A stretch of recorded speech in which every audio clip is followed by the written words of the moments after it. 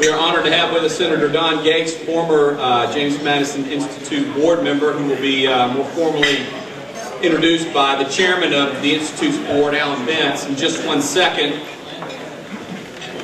Thank you again for taking time out of your day to be here. I am Bob McClure, president of the Institute. Many of you are very familiar and very supportive of this organization, and for that we are very, very grateful. Some of you are not, and for those of you that are, I want to take just a few minutes and share with you who we are, what we do, why we exist. We are Florida's oldest and largest state think tank. We're based in Tallahassee, but we are statewide with board members and good friends and supporters of the Institute from Key West to Pensacola. And oftentimes we're asked, what does a think tank do? And really, besides sitting around and thinking, we do a whole lot more than that.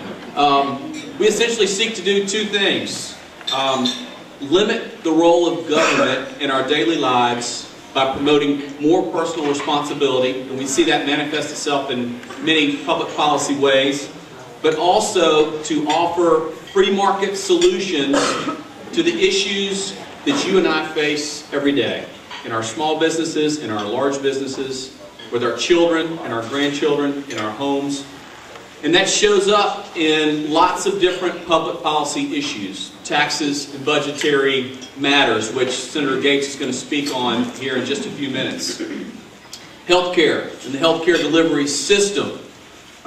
Education reform. We believe in the power and the importance of school choice and accountability, parental choice. The protection of private property, be that your home or your family farm or your bank account, the protection of private property. A free market energy policy that promotes market orientations and not government regulation and not government subsidies. And then an issue that has become very important to the Institute most recently is government transparency. As we watch what happens in Tallahassee and we watch what happens in Washington, D.C., the Institute has seen in numerous other states the ability to place the check register of the state government online. And as men and women who believe in watching the spending, unlike what we've seen recently out of Washington, D.C. and kind of the back room and the cloak and smoke of what has taken place with the federal stimulus package, the ability to search online state spending habits is incredibly important. And we also know and believe that we can do that at the local level as well. Transparency of government spending. So those are just a few examples of the issues that we focus on. Our mission is born out of the belief that it is freedom and the rule of law that has made this nation great. Not Washington, D.C., not Tallahassee, Florida. Milton Friedman, the great economist, the great free market economist, reminded us that a nation that values equality over freedom gets neither. But a nation that values freedom more than equality will get a high degree of both. And so as a nation, it's important, we believe, and the Institute's job is to promote the role of freedom. And this idea of liberty that we promote, we do it in numerous ways. We have members of our board of directors who I'll introduce to you in just a second. We have a fantastic staff. We do studies, we do legislative testimony, we do radio and television as we were doing before this lunch started, op-eds and articles across the state. We've had several in the Pensacola News-Journal most recently. Debates as we continue to advance the cause of freedom. And the Institute is supported by thousands of men and women across, primarily in Florida, but also across the country, who believe in liberty and who we are and what we do, and we're supported by our tax-deductible contributions from all over. Before I ask Alan to introduce Senator Gaetz, I would like to introduce a few folks that have been very important to the Institute over the years and who are very important today. Our host for the Luncheon, and who has been our host for 5 years now, is former JMI board member and Pensacola native Tom Silty. I'd like to thank Tom for all he's done to make this happen.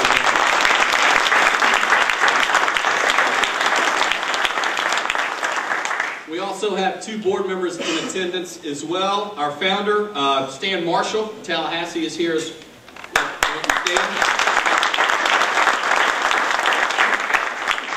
former Speaker of the House and current Chairman of the Board of the Institute, many of you know, Alan Bentz. Hey.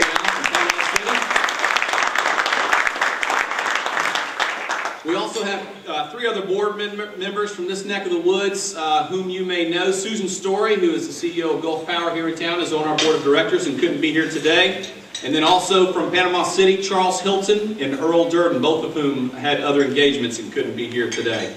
We have, as I said, board members that run from Pensacola to Key West and all areas in between.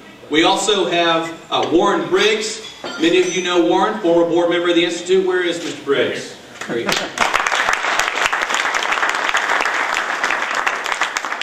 And we lost one of our founding board members, but his bride is here with us today, Marge Lundquist. We lost Jerry Lundquist, and Marge is here with us. Where's Marge?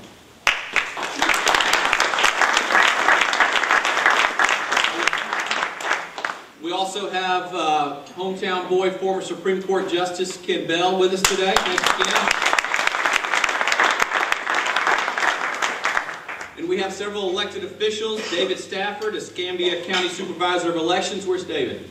Thank you for coming. Thank you for being here.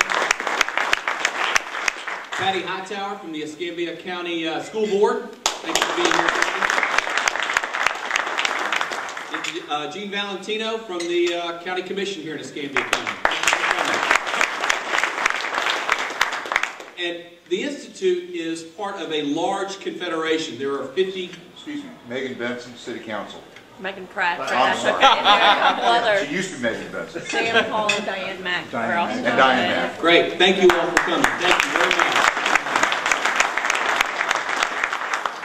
The James Madison Institute is part of a larger association. There are 58 state think tanks across the country that go by various names. In Arizona, it's called the Goldwater Institute for obvious reasons. In South Carolina, it's simply called the South Carolina Policy Council. Here in Florida, it's the James Madison Institute. And we have the Executive Vice President of the State Policy Network Association with us here, Jennifer Butler. I would like now to ask our board chairman, Alan Bentz, to come forward and introduce our guest speaker. Well, thanks, Bob, and welcome. I'm probably better known here as Judy's little brother. She's pretty active around here. She's also pretty smart, too, trust me.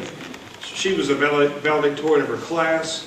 My brother was valedictorian, and then there was me, you know, who barely made it through. But, I want to thank Senator Gaetz for being here, and I'm looking forward to your speech. A little altar call, though, before we introduce him. We do survive on contributions at JMI. You're certainly welcome to contribute to our cause. One reason why I got so involved in JMI was when I was Speaker of the House from 2004 until 2006. I had a fairly conservative agenda, as you can well imagine. And from time to time, the newspapers weren't real happy with me, especially the St. Pete Times, the Tribune, and the Sentinel, and the Miami Herald. And so many of our members would receive only one side of an issue when it came to public policy. And JMI would publish the other side, our side, my side, in very easy-to-read terms, and it gave members that were conservative like me some ammunition to fight back on. I can recall seeing members who were debating on the floor of the House had their JMI Institute notes in front of them. So that's why I became active in JMI, because I also believe that we need to limit the growth of government, and that our system of capitalism is wonderful, and we want to keep it going. Don Gaetz has been a longtime friend of mine. He was born in North Dakota. He went to college in Minnesota at Concordia College. He said it was 601 years ago, but I don't believe that. With an undergraduate